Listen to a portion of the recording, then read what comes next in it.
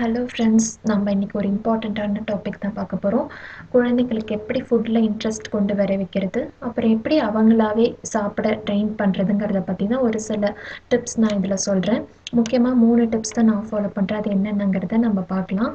இதில் பார்த்திங்கன்னா ரித்வாவுடைய நிறைய ஸ்டேஜஸ் இருக்கும். ஏன்னா நான் வந்துட்டு நிறைய மந்த்ஸாக பிளான் பண்ணி எடுத்தது தான் இந்த வீடியோ.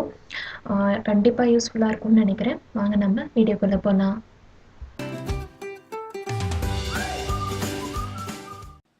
ஃபஸ்ட்டு இம்பார்ட்டண்ட்டான விஷயம் நான் ஃபாலோ பண்ணுறது என்னென்னா, நம்ம சமைக்கிறப்ப அவங்களும் கொஞ்சம் என்கேஜ் பண்ண வைக்கிறது நம்ம கூடவே.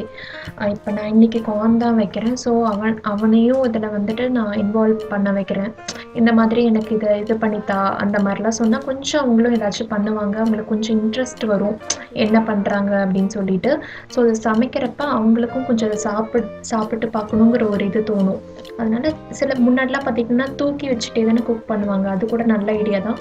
தூக்கி வச்சுட்டே சில இதெல்லாம் பண்ணுறது, அவங்க முன்னாடியே சமைச்சா அவங்களுக்கு ஒரு டெம்ப்ட் ஆகும். சரி, இது எப்படி இருக்கும், டேஸ்ட் பண்ணலாம் அப்படின்னு சொல்லிட்டு.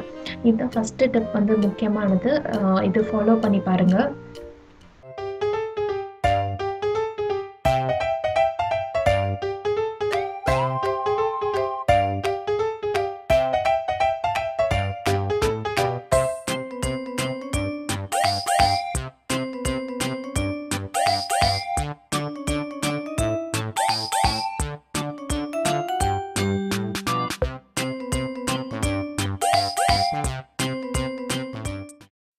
ஸ்வீட் கார்ன் பார்த்திங்கன்னா உடம்புக்கும் ஹெல்த்தி, அதே சமயம் உங்கள் பல்லு வளர்கிற டைமில் இந்த மாதிரி கடிச்சு சாப்பிட்றதுக்கு நல்லாயிருக்கும் அவங்களுக்கும்.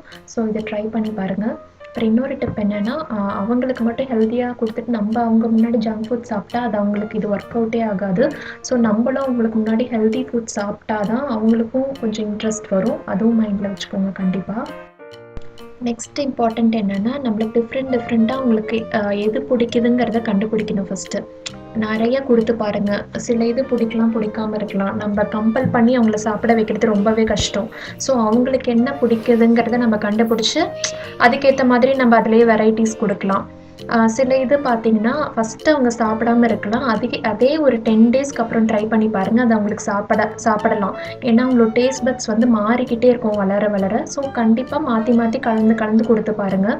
இந்த மாதிரி ட்ரையான ஐட்டம்ஸ்லேருந்து ஃபஸ்ட்டு ஸ்டார்ட் பண்ணுங்கள், ஸ்நாக்ஸ்லேருந்து. அப்புறமா நீங்கள் மெல்ல டிஃபன் அப்புறம் சாப்பாடு அப்படி கொடுத்தா உங்களுக்கு ஈஸியாக இருக்கும். அப்புறம் பார்த்தீங்கன்னா குழந்தைங்க 2 கையும் வச்சு தான் சாப்பிடுவாங்க. அவங்களுக்கு தெரியாது. நம்ம தான் சொல்லி கொடுக்கணும், ரைட் ஹேண்டில் சாப்பிட சொல்லி ஃபர்ஸ்ட்லேருந்தே. ரைட் ஹேண்ட் எடுத்து சாப்பிடணும். ஆமாம்,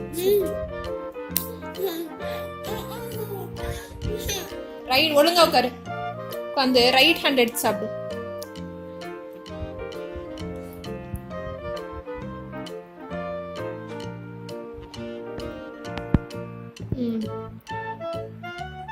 உங்கள் குழந்தை சப்போஸ் ஓடிடுறாங்க, ஒரே இடத்துல சுத்தமாக நிற்க மாட்டேங்கிறாங்க அப்படின்னா இந்த மாதிரி ஏதாவது ஒரு இடத்துல லாக் பண்ணிவிட்டு அப்புறமா அவங்களுக்கு ஃபுட் வந்து கொடுக்க ட்ரெயின் பண்ணுங்கள். அதே ஒரு சிஸ்டமாக ஃபாலோ பண்ணிக்கோங்க. சாப்பிட்றப்ப இந்த இடத்துல இப்படி உட்காந்து சாப்பிடணுங்கிறது.